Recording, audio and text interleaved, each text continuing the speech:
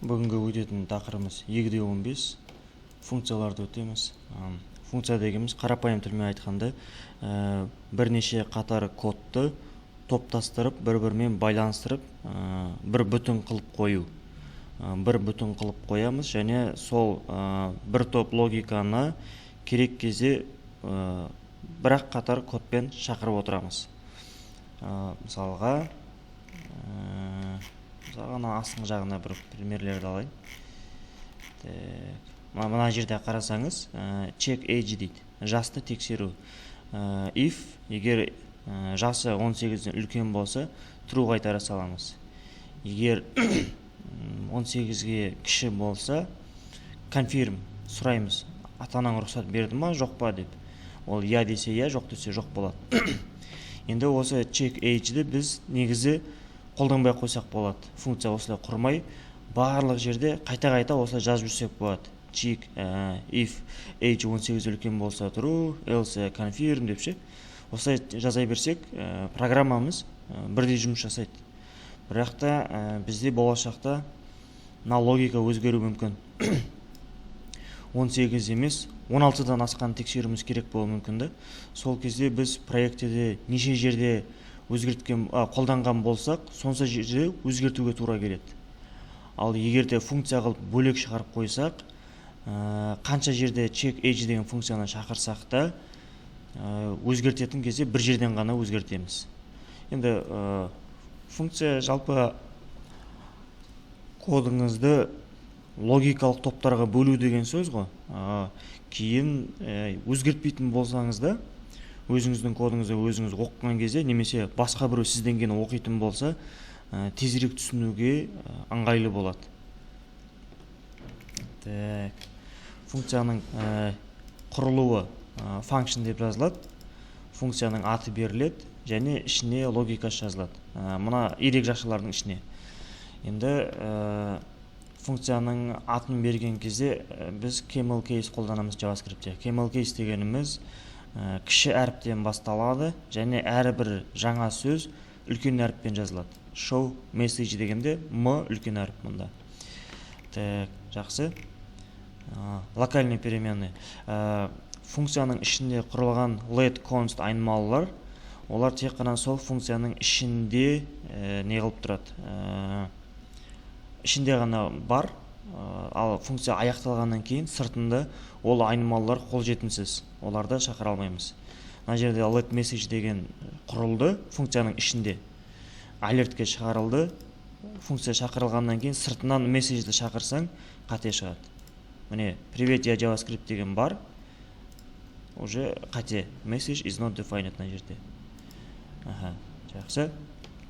Ал функцияның ішіндегі нәрсені сырттан ала алмаймыз, бірақ функция өзінің сыртындағы нәрселерді ала алады. Мысалға, let username Вася деп тұр, сосын message привет плюс username. Мұна Васяны сырттан алып тұр.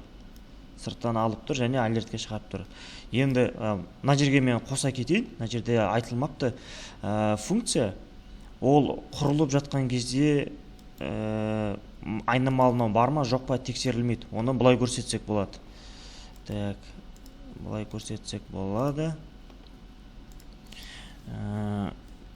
Function. Мына жерден мынаны кесіп алайық. Мына жерге қояйын.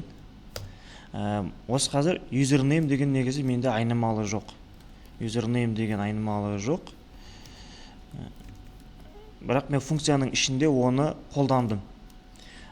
Егерде мен строго типизированный тілдерде код жазып жатсам, мысалға C# жазып жатқан болсам, мына функция менде компиляциядан өтпеуші еді, айтушы еді, мына username деген қаяқтан алып отырсың, мен көріп тұрған жоқпын деп ше.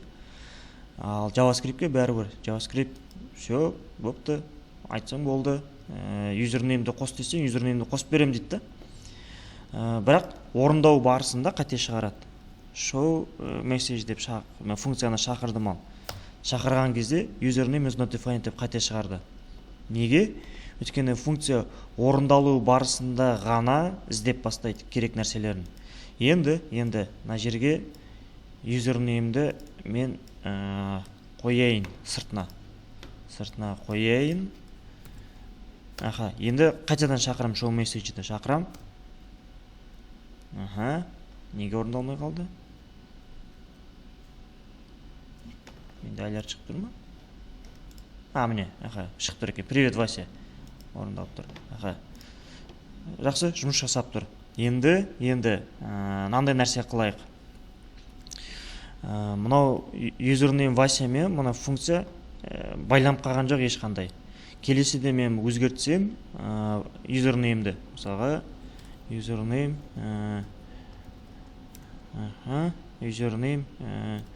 Болат дейтін болсақ, қайттан шақырам.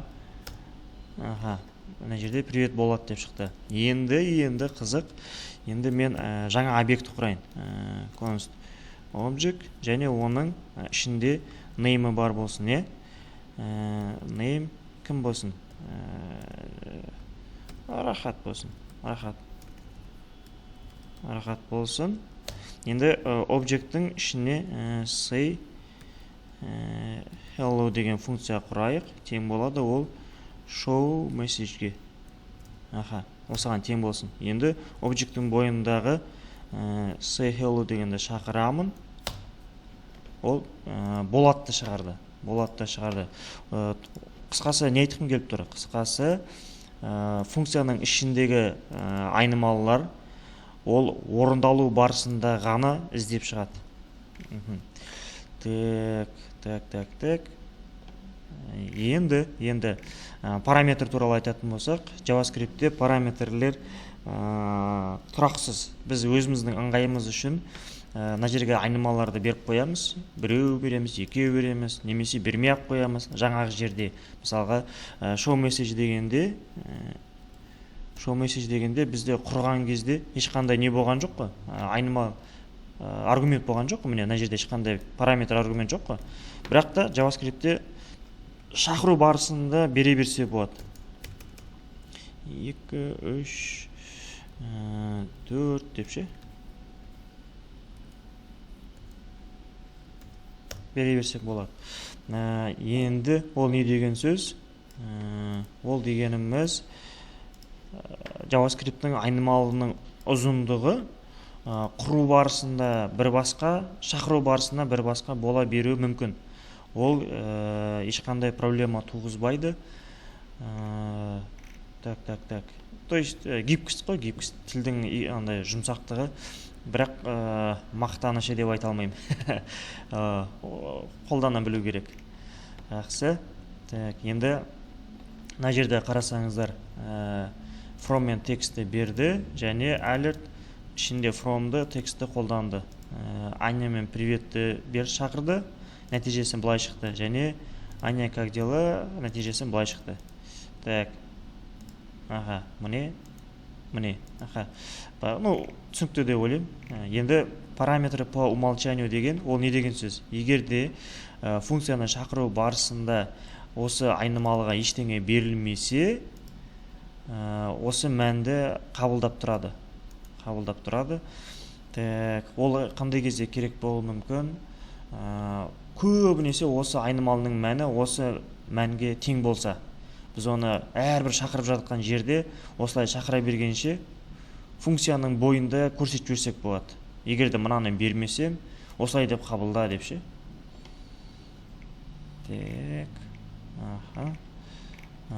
Возврат значения.